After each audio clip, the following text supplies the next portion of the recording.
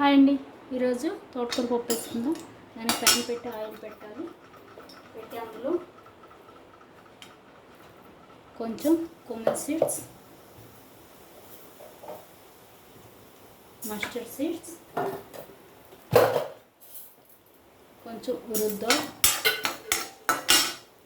అన్నీ ఒక పావు స్పూన్ వేసుకుంటే చాలు. అలాగే రెడ్ చిల్లీ.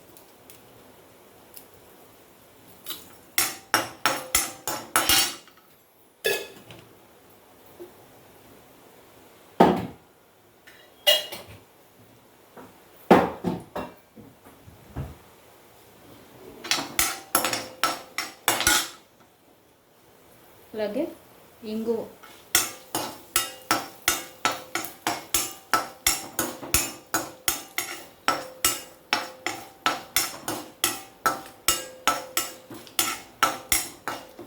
ఇంగువ కొంచెం ఎక్కువ బాగుంటుంది.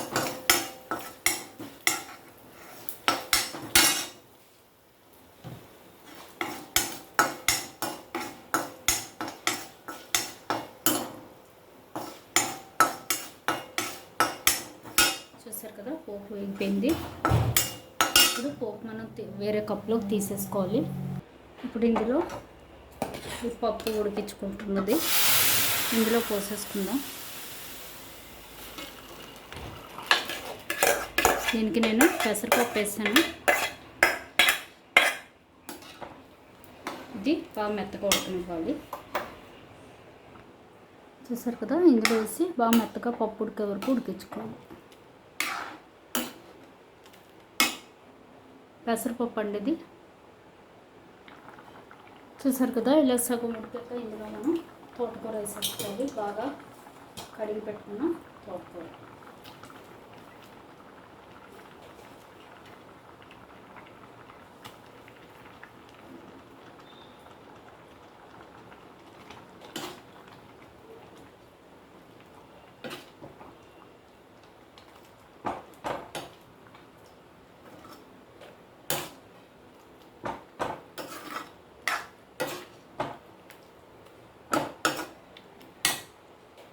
ఇది ఉడికించుకోవాలి బాగా.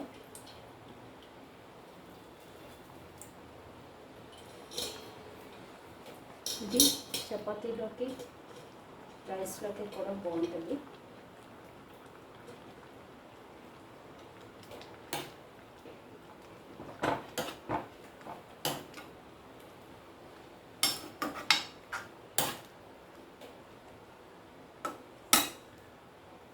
ఇది బాగా ఉడకనివ్వాలి. ఆకు ఉడికే వరకు ఉడకనివ్వాలి.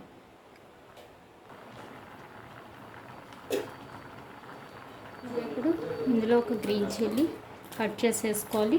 లేదు ఇందులో జింజర్, గ్రీన్ చిల్లీ మిక్సీ వేసి కారం వేసినా సూపర్ ఉంటుంది.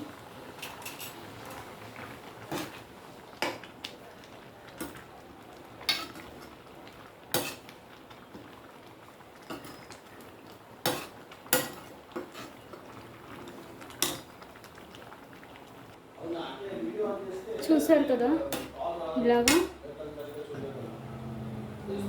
పప్పు ఉడికాక ఇందులో గ్రీన్ పోపు, కర్రీ లీవ్స్ వేసి స్టవ్ ఆఫ్ చేసేయడమే. ఇంతేనండి.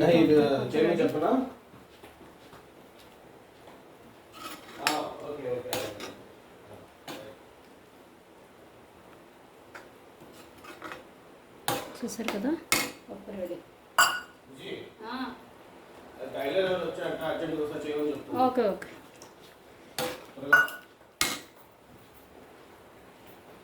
అంతేనండి, పప్పు రెడీ. తోటకూర పప్పు. Thank you.